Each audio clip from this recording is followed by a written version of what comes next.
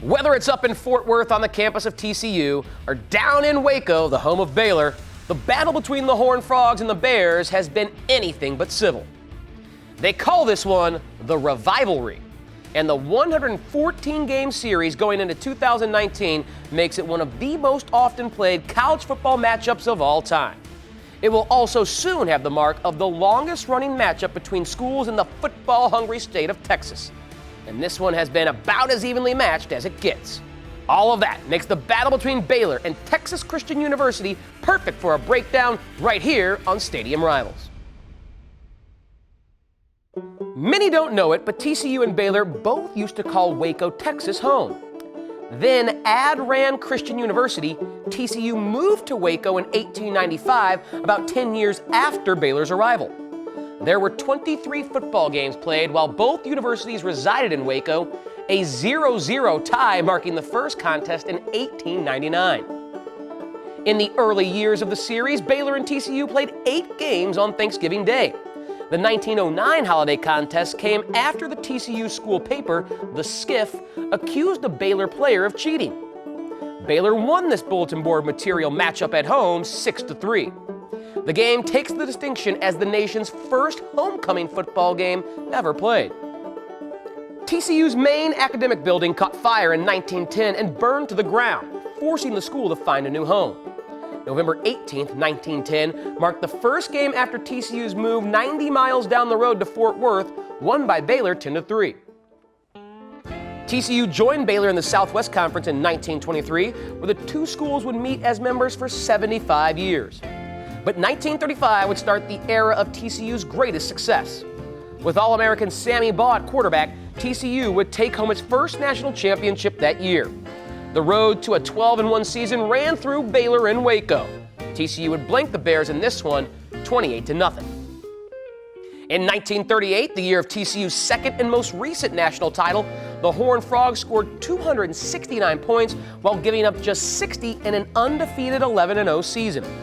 Led by head coach Dutch Meyer and that year's Heisman winner Davey O'Brien, number 7 TCU destroyed Baylor 39-7. Abe Martin took over for Meyer as head coach of TCU in 1953, and by 1955, TCU would have Baylor's number. Starting with a 28-6 win over the Bears in Waco, TCU would win 17 of 19 contests between the two programs. So by 1972, Baylor needed an answer. Enter Grant Teef, who would become one of the most successful coaches in school history. The 72 game was a Baylor 42-9 triumph in Fort Worth. Starting with that game, until 1996, Baylor would go 18-6 against their rivals. But in 1996, the Southwest Conference would disband, and the rivalry went dark for 10 years. Baylor became a founding member of the Big 12 in 1996, while TCU, after spending some time in the WAC and Conference USA, agreed to 2 separate non-conference home-and-home games with Baylor in 2006 and 2007, as well as 2010 and 2011, with TCU as a member of the Mountain West. TCU went 3-1 in those matchups, winning the first game 17-7.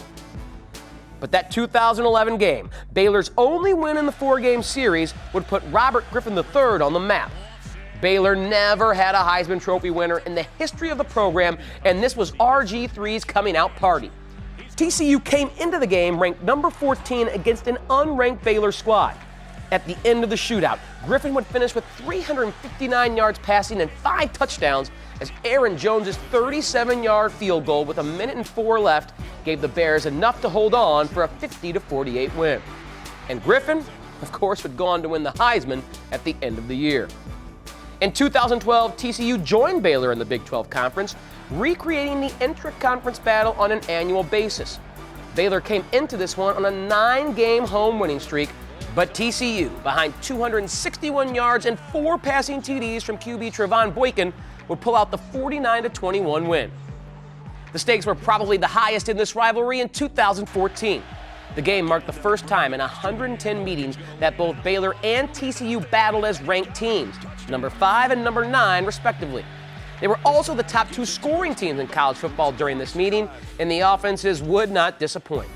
Down 21 points with just under 12 minutes to play, the Bears stormed back to tie the game at 58 with 4:42 left. With a little over a minute to go, Baylor eventually got into position for kicker Chris Callahan to do this. He got it. Baylor won the shootout 61-58. 30-degree temperatures, pouring rain, and lightning set the scene for this one in 2015, with TCU looking for revenge. The Horned Frogs were ranked 19th in the country, and Baylor was ranked 7th, the second-ranked showdown in 2 years. Boykin would again pace TCU with 2 passing TDs and a rushing score, and the Horned Frogs pulled off a 28-21 double OT win. The victory was the start of a 4-game streak that TCU still holds heading into 2019. This rivalry is about as close as it gets. TCU leads the overall series 55-52-7 heading into this year's matchup. But is it the best in the state of Texas? Well, with Texas and Texas A&M no longer in the same conference, TCU and Baylor will surpass that rivalry in 2022 as the longest-running rivalry in the history of the state. That makes the Horned Frogs versus the Bears, with its parity and big moments, one of the best in the sport and perfect for a spot on Stadium Rivals.